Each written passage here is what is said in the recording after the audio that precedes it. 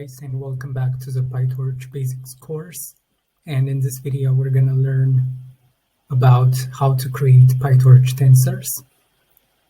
We're going to continue where we left off from the previous video. So if you haven't watched the previous couple videos that I made about tensors, then make sure you do before continuing to watch this video. In the last post, we saw how to create tensors in PyTorch using data like Python lists and sequences. Given a numpy.ndarray, there are 4 ways to create a torch.Tensor object. As you can see from the picture, we can create a numpy array by using the syntax np.array, and we pass the list of 1, 2, 3. And assign it to the variable data. And if we check the type, we can see that it's a numpy.ndarray. Now, in order to convert the numpy array into a tensor, there are actually 4 ways to do it. In the previous video, we saw the second method, which is torch.Tensor. with a lowercase t, but there is actually another way to create it by using the constructor of the tensor class, and that's by using the uppercase t instead of the lowercase t, and we pass the numpy array as an argument. The rest of the methods include the asTensor method and the fromNumpy method. So these are the 4 different ways to create a tensor from a numpy array. And on the right side, we can print out the different types of tensors that we have created, and we'll get the output for 01, 02, 03, and 4 created by the 4 different types of PyTorch tensor creation methods. So our task in this post is to explore the difference between these options and to suggest a best option for our tensor creation needs. Now, what is the difference between these 4 tensor creation operations? They might be doing the same thing, but under the hood, they're actually different, and they're used for different purposes. Let's get started and figure out what these differences are all about. So first, let's see the difference between the first 2 creation methods. That's the uppercase t and the lowercase t. Notice how the first option, torch.Tensor, has an uppercase t, while the second option, torch.Tensor, has a lowercase t. So what's up with this difference? The first option with uppercase t is the constructor of the torch.Tensor class. And the second option is what we call a factory function that constructs torch.Tensor objects and returns them to the caller. If you're familiar with object-oriented programming, you might know the difference between constructor and factory function. But if you're not familiar with OOP, then I can give you a definition to see the difference between a constructor and a factory function. Object-oriented programming is just a method of encapsulating objects by creating classes and instances of a class. So let's see what factory functions are. In object-oriented programming, a factory is an object for creating other objects. Formally, it is a function or method that returns objects of a varying prototype or class from some method call, which is assumed to be new. So for example, let's say if you have a class, a Python class known as factories, which is the triangle shape, then inside the class, you can have a factory method. And as its name suggests, the function of this method is just to produce products class from the fact3 class. So the primary purpose of a fact3 function is just creating an instance of an object, but instead of using the constructor of the class in order to create an instance of an object, we can use a fact3 method to instantiate an object. So you can think of the torch.Tensor function as a fact3 with the lowercase t, because it's a method and not the constructor. And it builds tensors given some parameter inputs. Fact3 functions are a software design pattern for creating objects. Their primary function is just to create objects. Now let me give you an example of a fact3 function. The simplest example of a fact3 is a simple fact3 function which just invokes a constructor and returns the result. In Python, a fact3 function f that instantiates a class A can be implemented as def, then the fact3 function's name, and then we return the type of objects that we want to instantiate. For example, in this case, it is A.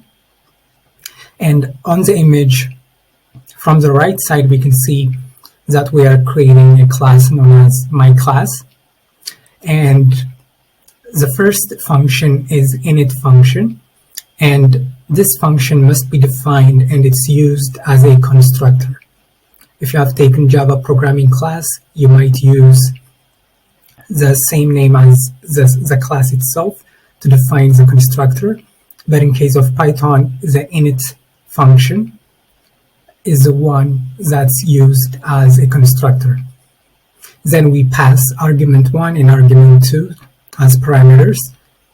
Self must be defined first before passing any arguments when you create a class using Python. So you might ask yourself, why do we need to pass self? So self is just replicating the instance of an object so that when you assign parameters to your attributes of your class, you have to use self.arg because you're passing a copy of the object or an instance of the class as self, and .arg1 and .arg2 are attributes. So the ones on the left, self.arg1 is an attribute, and it is assigned the value arg1, which is passed as a parameter to the constructor. And we do the same thing to arg2. Inside of that class, we can define a fact3 method, and that fact3 method's name is createMyClass, and we pass the same arguments arg1 and arg2, and this fact3 method returns an instantiation of the class, myClass, and we pass the arg1 and arg2 as parameters. This calls the constructor of the class directly, and it creates an object and produces that object, and we can call this method instead of the constructor to instantiate an object. Now that we have seen the difference between the uppercase T and lowercase t, let's try to find out which one is better. So question, okay, that's the difference between the uppercase T and lowercase t, but which way is better between these two? So the answer is that it is fine to use either one. However, the fact3 function torch.Tensor with a lowercase t has better documentation and configuration options, so it gets the winning spot at the moment. So it's better to use the lowercase t instead of the uppercase t, which in this case the lowercase t is the fact3 function, because it allows us to use a lot of configuration options, which we will see in the upcoming slides. Now, Let's see the difference between the four creation methods from the perspective of the data type used to create the tensor. So default data type versus inferred data type. So before we knock the torch.Tensor with the uppercase T constructor off our list in terms of use, because we chose the lowercase t instead of the uppercase T, let's go over the difference we observed in the printed tensor outputs. The difference is in the type of the D type of the data type of each tensor. So let's have a look. When we print the data type of the four tensors that we have created before by using the .dType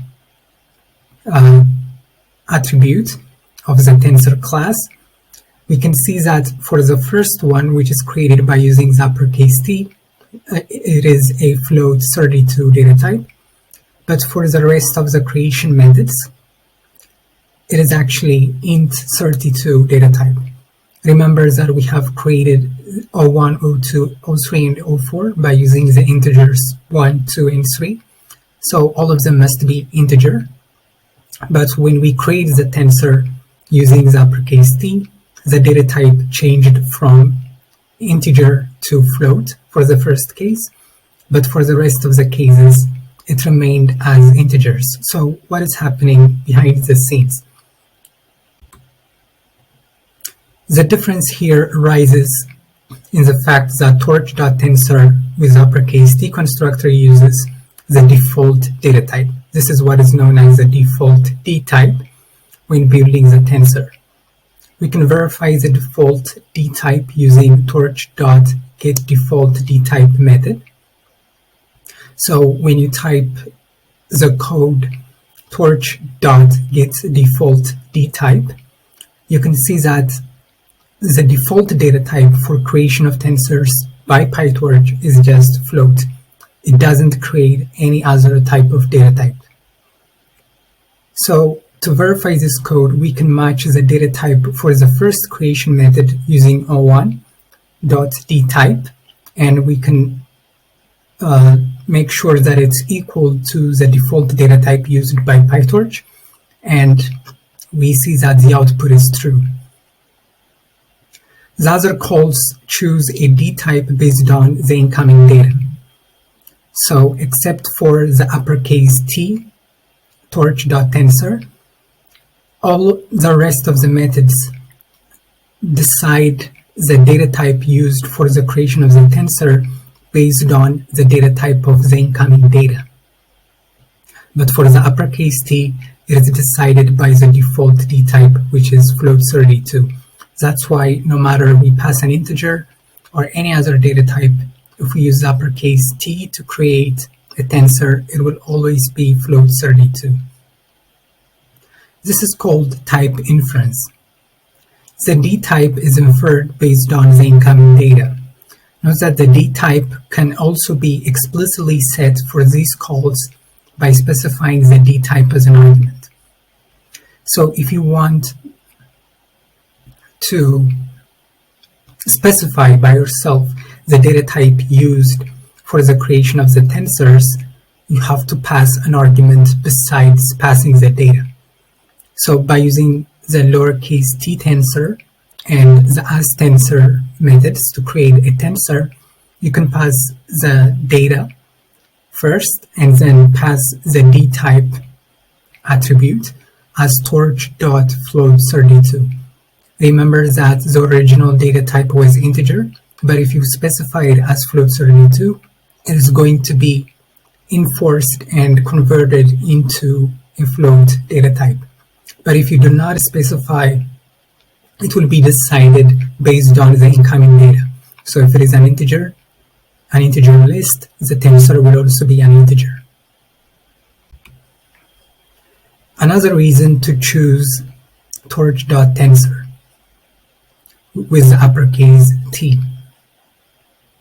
With torch.Tensor, we are unable to pass a D type to the constructor.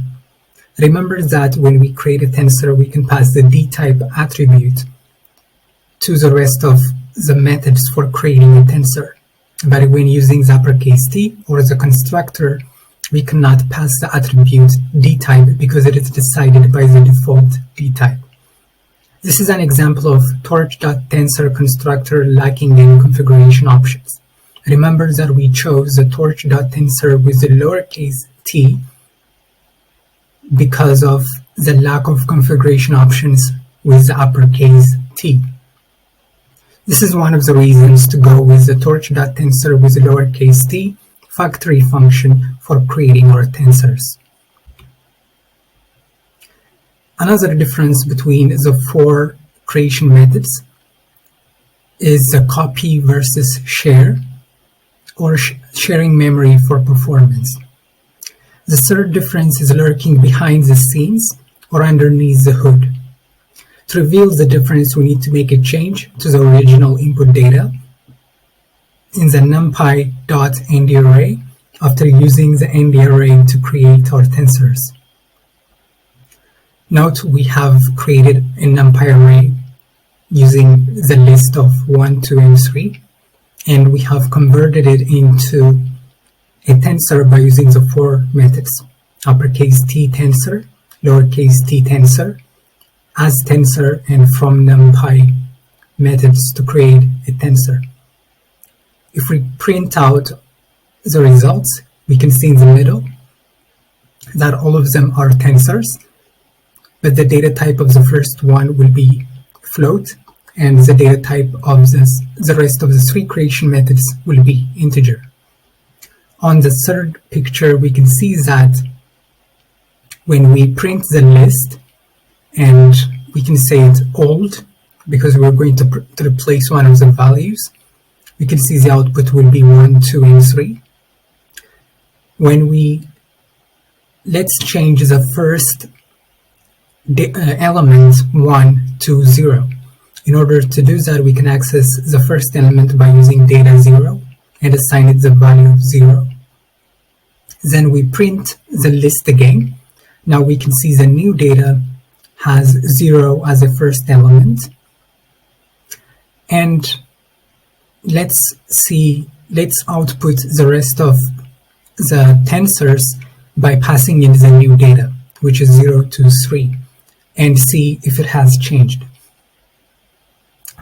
But we're not going to create it again. We just print them as they are. When we print them again, without creating another tensor, we can see that the first one and the second one remains the same, even though we changed the first element from 1 to 0. It remained as 1. But for the third and the fourth method, the first element has been replaced from 1 to 0. So what is happening? This is what is known as the copy versus share. Now let's see why that happened. Note that originally we had data 0 equal to 1. The first element was 1, and also note that we only changed the data in the original numpy.ndarray. Notice we didn't explicitly make any changes to our tensors. We didn't create the tensors again, we just printed them again. However, after setting data 0, which is the first element, we replaced it from 1 to 0. We can see some of our tensors have changes. The first two, O1 and O2, still have the original value of 1 for index 0, while the second two, O3 and O4, have the new value of 0 for index 0. This happened because torch.Tensor with the uppercase T and torch.Tensor with the lowercase t copy their input data, while the third and fourth methods, which are the asTensor method and from numpy, share their input data in memory. So what is happening behind the scenes is when we use the first two methods, we are copying the original list and creating a new data in memory. So we copy the 1 to 3 to another place, and then when we replace it, that's going to be reflected the same as before because it is copied. So for example, let's say we copied the 1 to 3 from memory location 0 to memory location 1. Now when we change the first data element from 1 to 0, for the first one, that copy is kept as it is for the list, and the new memory location will be used for the new tensor. So no matter what change we make for the list is not going to be reflected on the tensor because they're kept on different memory locations. But for the third and the fourth location, both the list and the tensor are sharing the same memory location. Let's say memory location 0. So any change that we make to the list, even though we didn't do anything on the tensor, it is also going to be changed because they're sharing the same input data and memory location. So now let's classify them based on they share data or copy data. We can see that the as_tensor and from numpy functions share data, and the tensor lowercase and uppercase t copies the data. This sharing just means that the actual data in memory exists in a single place. As a result, any changes that occur in the underlying data will be reflected in both objects. So the tensor and the numpy array are going to share the same memory locations, and any changes on one of them will be reflected on the other one. Sharing data is more efficient and uses less memory than copying data because the data is not written to two locations in memory. When you share data on the same memory location, it is going to be more efficient because you're saving space. And when you learn about data structures, being efficient in both speed and space is required. But when you copy data, there is going to be another operation to copy the data, and also that is going to affect the speed, and it's going to require an extra memory. So in this case, sharing data is preferred than copying data. So the as_tensor and from numpy are actually preferred in this case. Now, we have already compared the lowercase and uppercase t tensor to create a tensor. Now let's compare the other two, which are the as_tensor and from numpy methods. This establishes that the as_tensor and from numpy both share memory with their input data. However, which one should we use, and how are they different? The torch.from numpy function only accepts numpy.ndarrays, while the torch as_tensor function accepts a wide variety of array-like objects, including other PyTorch tensors. So, if you want to create a tensor using only numpy arrays, then you can use the from numpy function. But the as_tensor function accepts a wide variety of array-like objects, for example, lists, dictionaries, and other types to create PyTorch tensors. For this reason, the as_tensor function is a winning choice in the memory sharing game. So if we prefer memory sharing plus we want to create tensors using a variety of array-like objects such as lists, tuples, then we can use the as_tensor function rather than from numpy. Now we have seen how to convert a numpy array into a PyTorch tensor, but how to go back from a tensor to a numpy array? If we have a torch.Tensor and we want to convert it into a numpy.ndarray, we do it like so. So 03 and 04, they are tensors, and when we want to convert them back to numpy array, we just call .numpy method on the tensor objects to convert it back to a numpy array. So now when we check the data type it is not a tensor object anymore because we called the .numpy method. And by using the type function, we can see that it is numpy array. So what are the best options for creating tensors in PyTorch? Given all of these details, these are the two best options. From the uppercase and lowercase t, we preferred the lowercase t factory function. And from asTensor and from numpy, we preferred the asTensor function from memory sharing. And when we compare these two, the torch.Tensor call is sort of the go-to call. That's why in the previous video, I immediately used the lowercase t to create a tensor, because it's easy to grasp and a lot of people just use this method to create a tensor, while the asTensor should be employed when tuning our code for performance. So unless you're someone who's working with explicitly with the performance part of the code and you're experienced, you're not required to use the asTensor method. So finally, after all of these considerations, we chose the torch.Tensor with lowercase t factory function to create our tensor. Finally, let's keep some things in mind and finish the description for this video. And we will implement this creation method using Jupyter Notebook later on.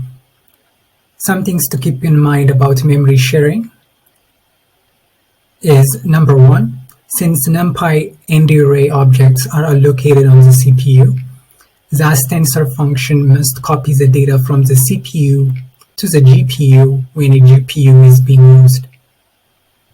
So if we want to use the asTensor function, we know that it's going to share memory. So when a numpy array object is allocated on the CPU, and then it must be copied from the CPU to the GPU when a GPU is being used. Even though that it's sharing the same memory location for a CPU, if you want to use a GPU, there must be a copy made and from the CPU to the GPU. And the second one is the memory sharing of the asTensor doesn't work with built-in Python data structures like lists. So if you want to create a tensor by using the asTensor method, then you cannot use lists directly. You have to convert it into a numpy array first and then pass it as an argument to the asTensor functions. If you create a data structure, a built-in data structure list from Python to create a tensor, you cannot use the asTensor function. The asTensor call requires the developer knowledge for this sharing feature. Unless you explicitly understand how memory sharing works, it's not advised to use the asTensor method. This is necessary so we don't inadvertently make any unwanted change in the underlying data without realizing that the change impacts multiple objects. The asTensor performance improvement will be greater if there are a lot of back and forth operations between the numpy array and the tensor objects. So the asTensor method, you can see the performance improvement when you convert back and forth between the numpy array and the tensor. But if you're not converting between these two data types, then if there is just a single load operation, there shouldn't be much impact from a performance perspective.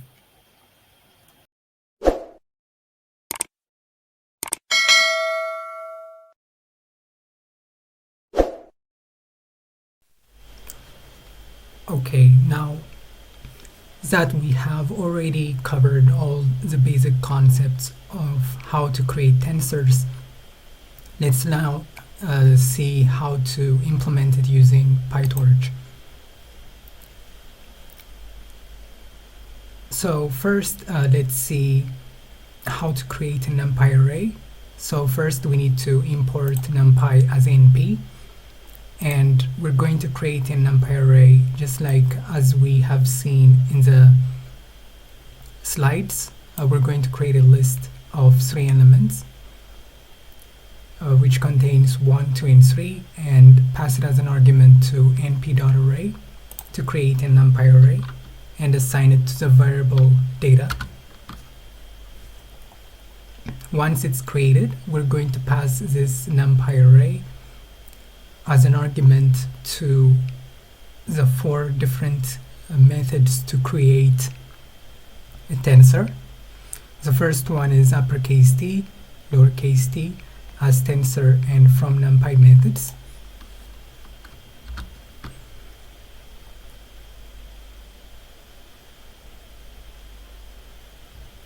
And here we haven't defined torch, so we have to say import torch,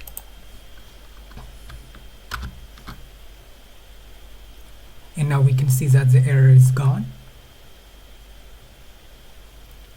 Next, let's output the tensors, and let's also see the data type of each output using the dType attribute of the tensor class.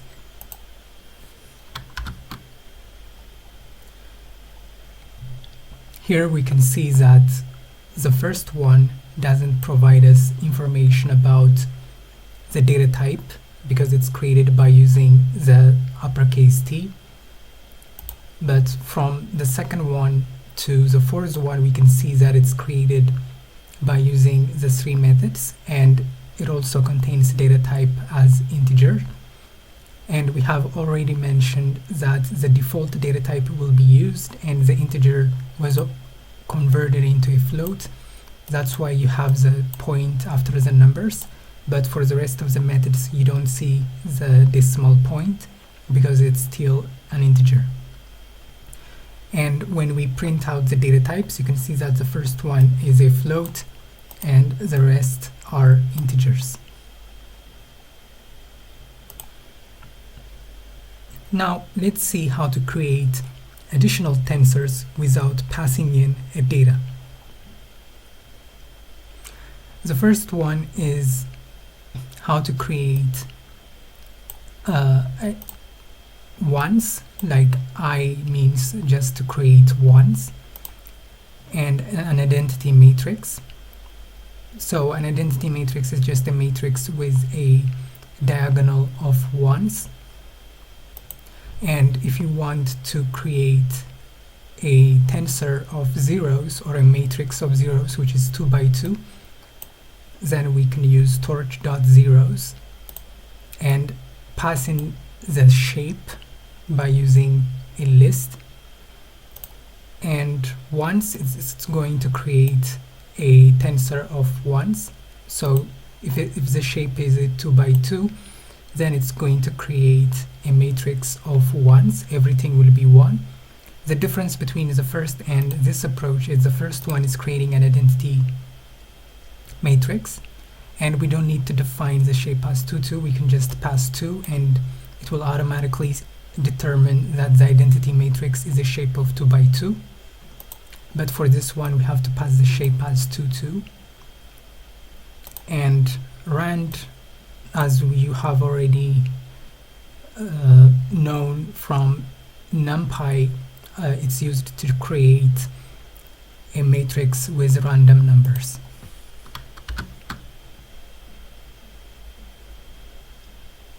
Now we have already implemented them, so next we can go and print out each one of them.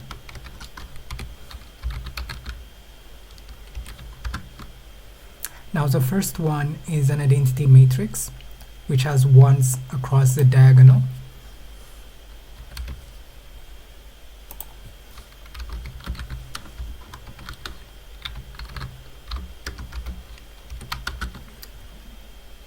When we print out the second one, we can see that it's a matrix of zeros.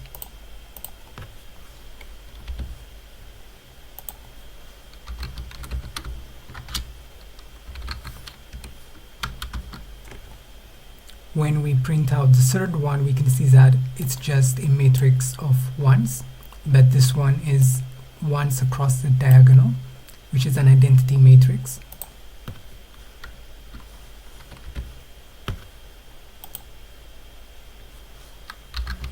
And let's print out the last one.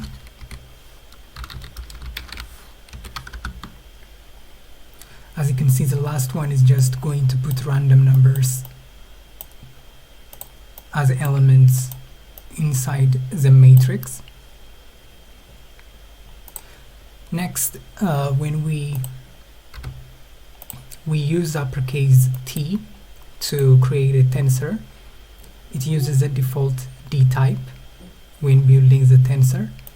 So if you want to know the default data type used by PyTorch, you can use torch.getDefaultDtype,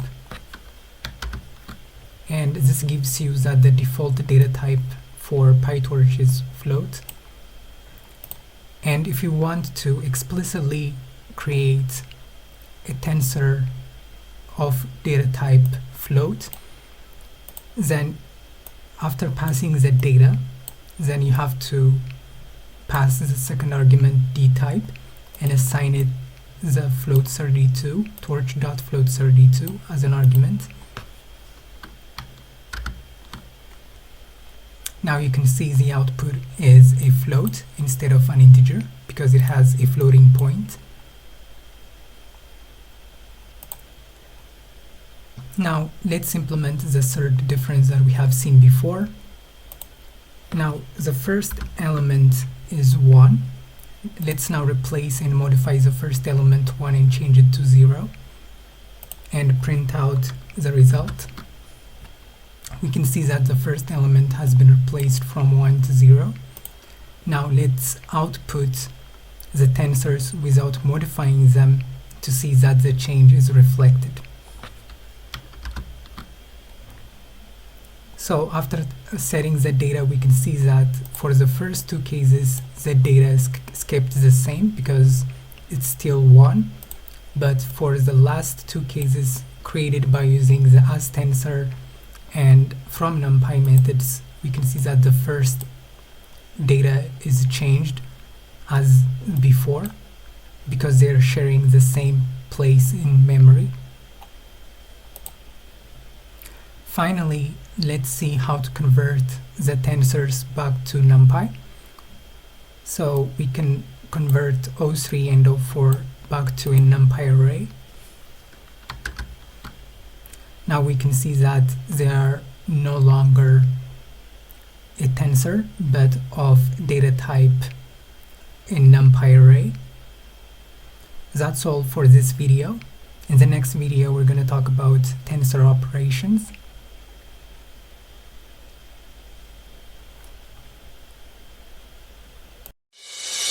Audio Jungle.